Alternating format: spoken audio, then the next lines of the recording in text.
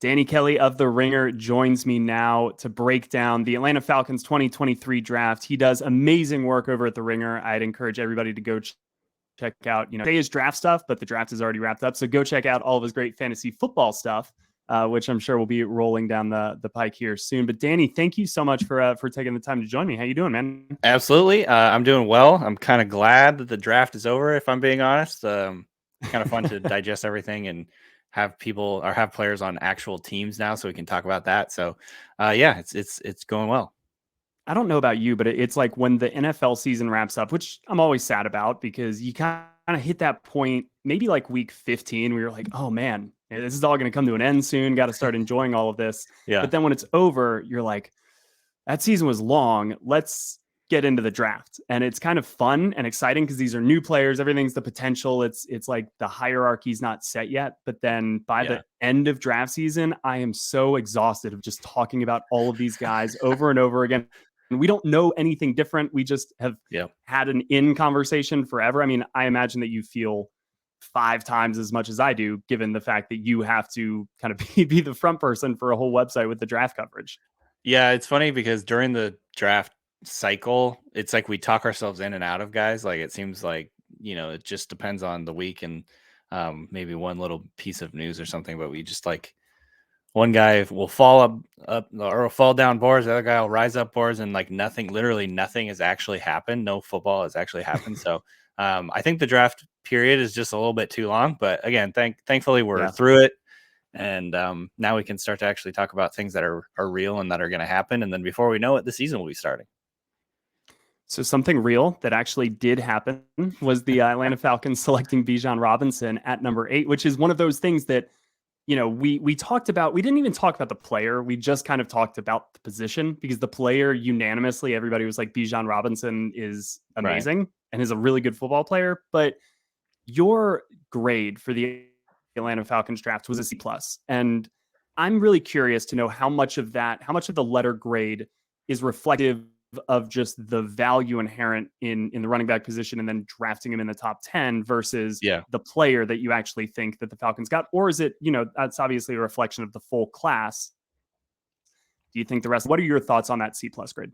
Yeah, to me, and that's just how I have done it historically. For a team specifically like the Falcons, I think it does make sense to have a running back like Bijan Robinson. Obviously, like he's going to be the engine of their offense. They're going to use him a lot. They're going to try and get the most out of it in terms of, how often he touches the football and probably give him a heavy volume all 4 years plus probably a fifth year. And so, you can definitely talk yourself into it. But at the same time, if you just look at the way that positions are paid in the NFL, like there's a massive opportunity cost there of getting a guy on a huge discount, if that makes sense. So like if you have Yep. a high level tackle and he's making whatever that is, the slot is at number 8, like he that is a huge value according to the salary cap. It helps you get other players in the building, helps you get free agents that you might not normally get. And so there is just a massive amount of opportunity cost that comes with drafting a running back that high. And so, I ding every team. It's like, I'm team agnostic about it. I don't think that the Falcons are idiots or anything for doing that, but like just recognizing that there's an opportunity cost there for saving money if you find a good player at a premium position, a position that gets paid, at a high level, that is something that teams need to consider. And I think that's important. So at the same time, C+, like it sounds harsh, but like I do like the Bijan Robinson pick. Like I think it's going to be really fun to watch him in that offense. He's a great fit for what they're wanting to do on offense. I think he has a exceptionally low bust potential to, so like Mm-hmm. obviously some teams you could argue like the opposite of what I'm saying is you could argue we don't think this guy's going to bust. We think he's going to be a really good player for us. There's a very low risk of him being terrible. And some teams in the top 10, picking in the top 10, might just have players that straight up suck. And so, at least we're getting that. So I see both sides of it, sort of, if I'm being totally honest. So, but that's just generally how I grade the opportunity cost of taking a running back that early. You have to ding them a little bit. I ding the Lions, I think, even more for their pick of Jahmyr Gibbs, just because he's not in the same stratosphere as Bijan Robinson as a prospect. So, yeah, it's just positional value and opportunity cost, really. I like the fact that you brought up the Lions there at the very end, because that's something that I'm thinking about a little bit. And I remember back when the Falcons drafted Caleb McGarry and Chris Lindstrom. I believe that was 2019. And yeah, at the time, Thomas Dimitroff was the general manager, and I made a comment on Twitter basically saying that I thought what was it, 16 when the Falcons were drafting, or maybe even a little bit earlier than that, but that it was too high to take a guard. And it was Chris Lindstrom, and obviously the Falcons have just made him the highest paid guard Right. in NFL history. So they were proven right, and I was probably proven wrong. And the value there, the question is interesting. But what Thomas, told me was that like part of their job is to understand the way the board's going to fall and to understand what teams are thinking. And so the draft order, these mock drafts that we may be talking about externally, the NFL teams, they have a much different idea of what's going to happen. And you saw Garrett Bradbury go just like 2 picks later to the Vikings. And to me, it's like, all right, if the Falcons don't take Chris Lindstrom, he's going to Minnesota just 2 picks later. So like, what value conversation are we having there? Because another team valued him right around there. So that's kind of where I feel about the Jahmyr Gibbs and Bijan Robinson conversation, is like, if he doesn't go to Atlanta, is he just getting selected 4 picks earlier? And sure, that's 4 picks, but to the whole conversation of, well, they should have just traded down and gotten him then. I don't think it's that easy. I don't like the value part. I totally understand. And it's why everybody goes crazy drafting quarterbacks, because if you get a rookie quarterback that hits, that's such an incentive, or it's such an advantage for your cap that it makes you a contender kind of financially, if not on the field. But in December, like if the Falcons are making a playoff push and they have the best rushing attack in the league, like I don't think we're going to be sitting here saying, yeah, but they could have gotten Bijan at 12 if they had traded back with Detroit. I think just add really good on your team. So is Atlanta's offense maybe the best in the league for Bijan to be coming into? Because I mean, imagine this offense with essentially a Derrick Henry type of talents, not a type of player, but that capability. I mean, what do you think the ceiling could be for this Falcons offense on the ground? Yeah, and I think honestly, like I probably sound like I'm talking out of both sides of my mouth, because I understand the financial aspect of it. I understand the value aspect of it, but I also am not completely like running backs don't matter pilled or whatever like that. Like I still believe that running backs do matter. The elite running backs make a difference. They can make an impact. If you're confident and you feel that he's going to be this guy. I mean, if you look at everything he's done in college, his chops in the passing game, this is a guy that could come in and, touch the ball, I don't know, 25 times a game or something like that. Like that is a lot of times to be handing the football or passing the football to this guy. And don't you want a guy that's touching the football that often to be like a really big impact difference maker, rather than, a guy that is fine and he's good and he's cheap or whatever. Like to me, I can understand how coaches and how GMs talk themselves into the running back position too, just because, like in an offense specifically like the Falcons, where they're so focused on running the ball. And in an offense like Arthur Smith's, where they're more than most other teams, or more than maybe any team, there are really like positionless players. Like they can line up anywhere. We've got Cordero Patterson doing a little bit of everything. You know, I can see why you talk yourself into like a guy like Bijan, because we're going to give this guy who's an elite tackle breaker, who's a really explosive home run hitter. We're going to give him the football 25 times instead of some other guy that might not do as much with it. So I realize I'm talking out of both sides of my mouth a little bit, but I'm not completely against running backs and how much they affect an offense. I do think he could be a big impact player for them, and not just on the ground, but in the passing game. Like he's got plays on tape where he's running vertical routes down the field, like jumping up, leaping and twirling in the air and catching the ball and continuing to run. Like he's just a natural pass catcher. Yeah. So there's just a million different things you could do with him. And so, I do think it makes sense. And I didn't like hate the pick necessarily for the Falcons. I'm actually really excited to see this offense in action because, with Pitts in London and hopefully Ritter takes a jump in year 2. And maybe this will be like one of the more at least efficient offenses in the NFL. And I think it makes sense from the Ritter perspective, right? Like when the Falcons drafted Matt Ryan, even though they believed in Matt Ryan and he performed really well as a rookie, they still also brought in Michael Turner as a free agent. They still wanted to make their run game. I think I went back and actually looked at Matt Ryan's his first start. He threw like 11 passes in that entire game. Yeah. And we all his first touch pass being like a 64-yard touchdown Jenkins, but it's like, man, he didn't do much of anything in that game workload wise because they like a rookie quarterback. I think that adding to the offense in a way that's not 100% dependent on Desmond Ridder to get the player the ball. I know that you had, maybe a public feud with Arthur Smith for his use of Kyle Pitts last year in fantasy. I was think kind of that's a maybe bit. fair to say. So Yeah. I think Bijan, maybe you're a little bit safer getting all excited about him from a fantasy perspective because he's in an offense that is going to use him. That's unquestioned. Like they're going to hand him the ball. They're going to use him in the slot. They're going to get him involved in so many different ways. And thank you expand the value of the pick a little bit beyond what a typical running back would be. But can we pivot to fantasy for 1 second? I heard you guys on your day 3 show kind of talk about the offensive rookie of the year. And I think it's very safe to say that Bijan, for all the reasons we just laid out, talent, usage, offense, just potential for team success, and him being a difference maker in that, should maybe be the front runner for offensive rookie of the year if he's not already right now. But from a fantasy perspective, like where do you think he'll get drafted? I know it's very early, but like, is he in that RB1 range? Is he maybe RB3, RB4? And where do you think he could end up when all is said and done?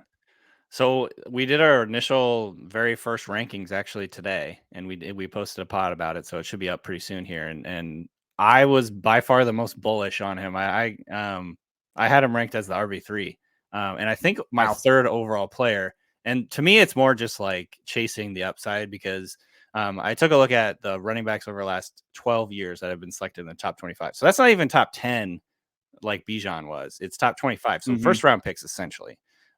Excluding a few guys that kind of came at the very end here. So, and I'm also excluding Travis Etienne, who didn't play his rookie year. Those running backs, so there's 9 of them. Those running backs touch the ball at an average of 292 times per season. They scored 247 points. So that gives you an idea. Like that's a lot for a running back in this era. And then the average finish of those running backs was RB12, but that also includes Melvin Gordon ranking as the RB48 in his rookie year because he scored 0 touchdowns famously. He touched the ball a whole bunch of times. In fact, I'm going to look here. He had 217 touches with 0 touchdowns, so he finished way below. Original Miles Sanders. Yeah, exactly. But like basically, if you just go down the list, Najee Harris, Josh Jacobs, Saquon Barkley, Leonard Fournette, Christian McCaffrey, Ezekiel Elliott, Todd Gurley, Melvin Gordon, Trent Richardson. These are all almost to a person top 10 running backs. Josh Jacobs finished as the RB21 because they refused to give him the ball in the air. They refused to throw it to him as a rookie. But he touched the ball 262 times.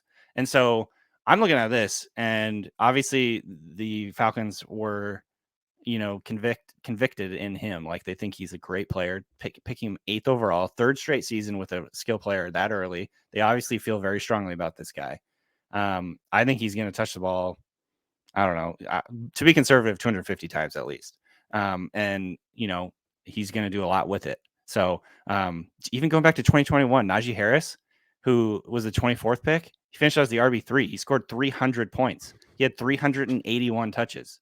That's like, to me, the more high. I'm afraid to go that high because it's just like, who knows, but that is to me his ceiling. He has the ceiling to be the RB1 literally. And so I'm going to be aggressive with it. There's just not very many running backs in the NFL anymore that are getting huge volume and have his talent. And also this is a run first team. So it all kind of clicks together. Of that group, and it's somebody that I've been thinking a lot about, not just because the Georgia ties, so like I'm more apt to kind of like this player regardless, but Todd Gurley and what he did to that Rams offense those first couple of years. Like if the Falcons can get 90% of that, 80% of that from Bijan Robinson, I think that justifies this pick, especially given the investment that they've made on the defensive side of the ball this offseason and free agency. Like, I don't think there are that many or as many holes still defensively as everybody, I think, nationally still assumes. I could be wrong about that because, you've got older guys like Calais Campbell coming in. What is Bud Dupree going to bring you? David Onyemata? Like, are these a bunch of C pluses, B minuses that you're hoping can coalesce together and maybe ultimately be a B plus? Like, But I think that if that's a little bit, we're a 7-win team, and their offense was kind of just scoring like 12 points a game. If you can bump that up to 27-30, I think you flip that. It's 10-7. I think that wins the NFC South. And to me, like that's all they kind of needed to do here in this first round. And then the upside is so much bigger. So yeah, I just like the element that Bijan's going to bring to this team, because it is not dependent on any one thing. It's kind of dependent on him, and he can do a little bit of it all. And Arthur Smith can call a little bit of it all.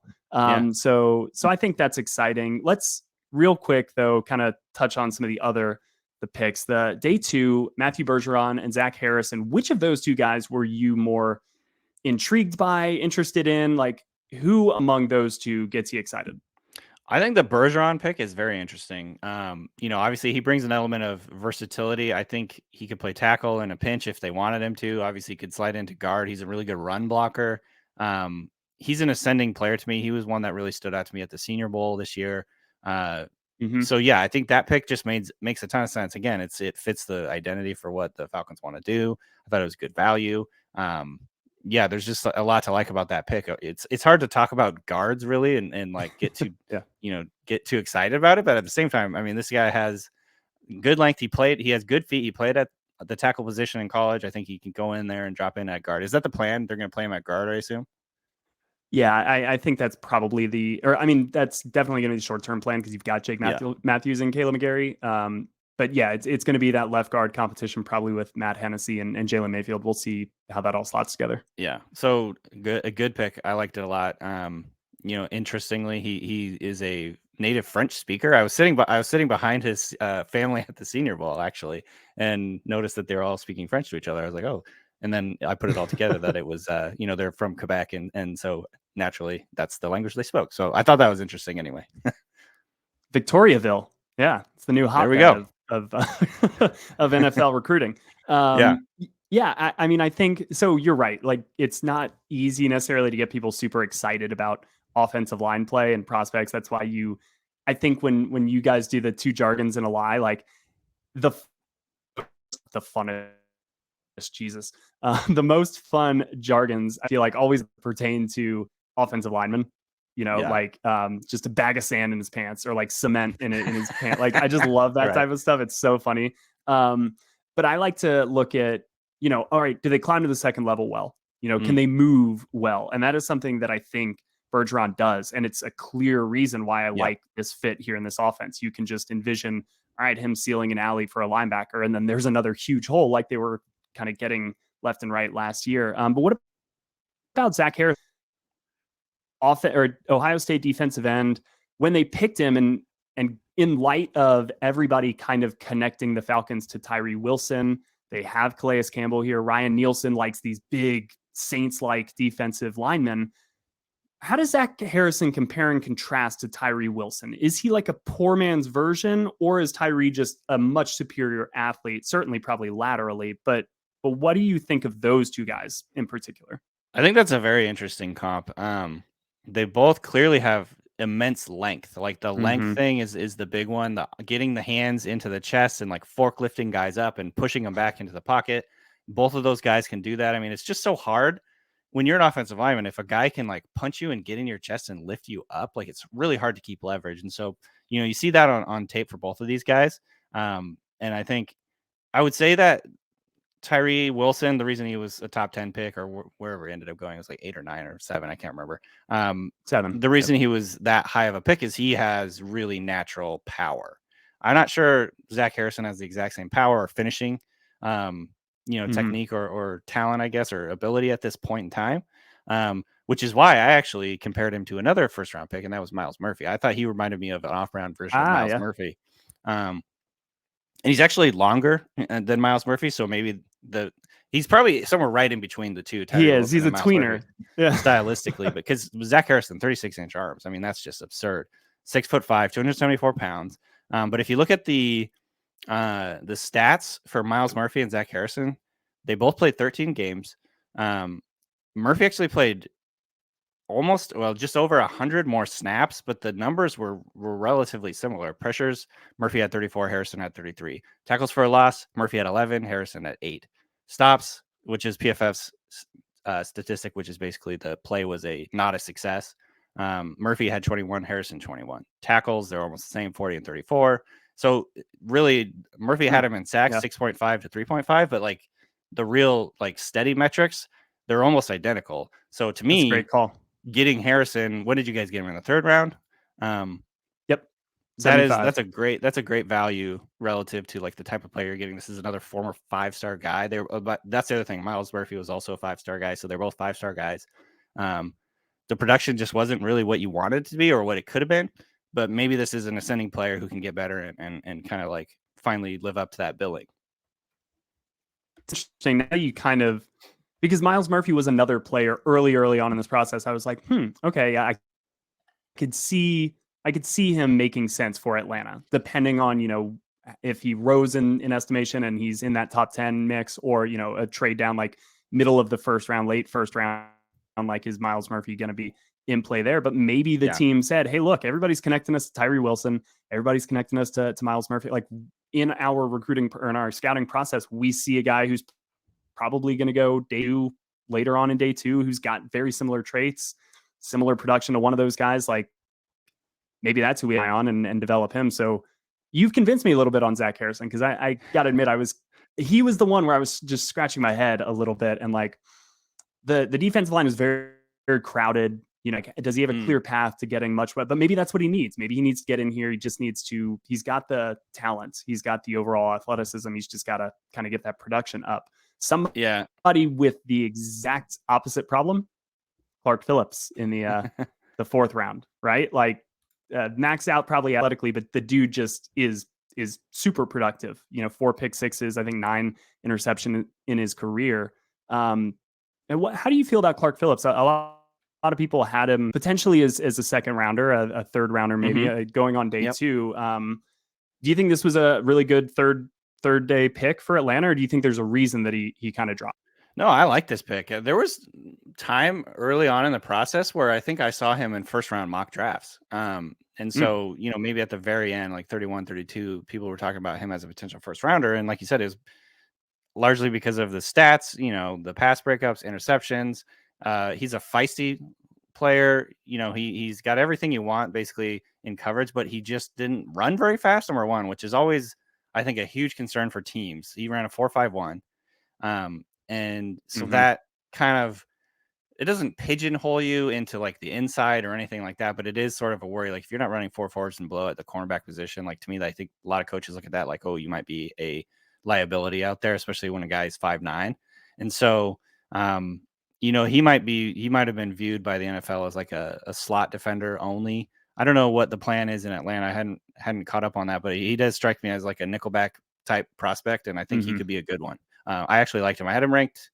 Let me see here. I have him ranked 71st. So it's like not, you know, it's right in the range where you guys got him, I think, or that's good value for where you got him. That was the Zach Harrison pick. So they got him 1 round later. Yeah. So that feels like a good value to me. Yeah. I mean, he looks like a great slot defender type player, and that could develop into a starter. They were just trying to recoup all of that value they gave away with Bijan just on day 2 and day 3. There you go. They were just like, who's the best value add? But yeah, no, I think that nickel corner is probably, you know, the Falcons were connected a lot to your Brian Branches, you know, this kind of bigger, fits nicely in the nickel. And yeah, I think that Brian Poole was Atlanta's nickel in 2016, just the undrafted player out of Florida, who was, I think, a lot like Clark Phillips. I look at, they're not going to wow you athletically. They're not ultra fast, you know, ultra quick, but just like heady players, make the solid play, you know, are going to jump some routes. So when I turned on the Clark Phillips tape again, I was watching it with new eyes, and I was like, all right, yeah, like he's maybe a step behind the receiver, but then he gets there. Yeah. Just Brian Poole's that's a great comp.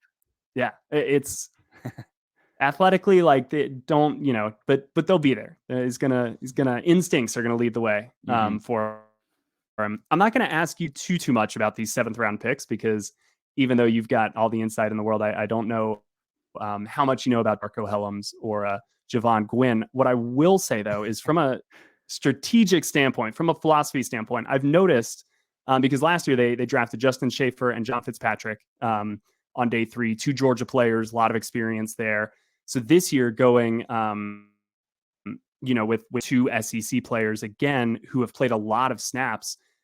Where do you fall on like, hey, it's day 3. Are we going to take a swing at this guy who's played at Charlotte and has a basketball background, but insane athletic traits, kind of almost like, Chris Ballard down in Indy? Or do you like hey, these guys have played 42 career games in the SEC. Like they're going to come to our camp and they're at least going to not be overwhelmed. Like they're going to know what to do. Where do you fall on that spectrum?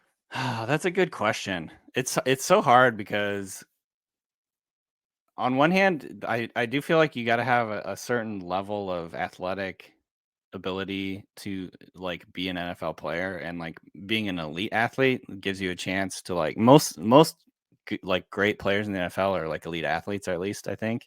And so I tend to lean towards the athleticism thing, where it's just like hopefully we can coach this guy up, but at the same time the hit rate on those guys is really small. Like, you're not going to hit on a lot of those guys, I don't think.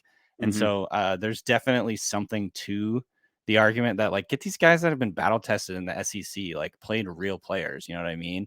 Have been in big moments and big games. So I can definitely see both sides of it. I would say I tend to lean towards like the go for guys with like really high spark scores and all that stuff. But at the same time, honestly, over the last 10 years, the hit rates on those guys is extremely low anyway. So I don't have a strong opinion one way or another. That's just kind of where I've always landed. But I will recognize that, the hit rate on those guys is pretty low. Typically, it's like better to be good at football. So it's tough. Yeah. No, I agree with you because I think I fall more on that end of like, yeah, let's go for the big swing. Yeah. Right? Like, let's say if he pans out, maybe he's not a Hall of Famer, maybe he's not even a Pro Bowler, but like he's a good starter and you get him in, and that's like awesome for the value that we talked about. But like a Foye Oluokun is a perfect example. Somebody 6th round out of Yale, and you're like, all right, well, who is this guy? And then the athletic traits are they contract with Jacksonville. So I think I tend to agree with you that I would like to go with the athleticism and have that pan out.